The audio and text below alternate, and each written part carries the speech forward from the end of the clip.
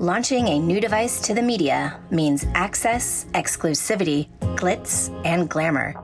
Launching a new device during a pandemic is a different story.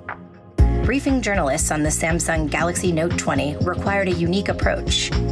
We pre-recorded a keynote at Samsung KX. This is our first ever virtual briefing, and we're all adapting in these uncertain times.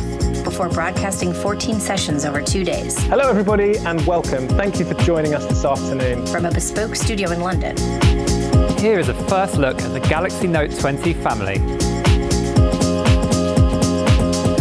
With a 4-camera setup and real-time vision mixing, enabling live product demos and Q&As.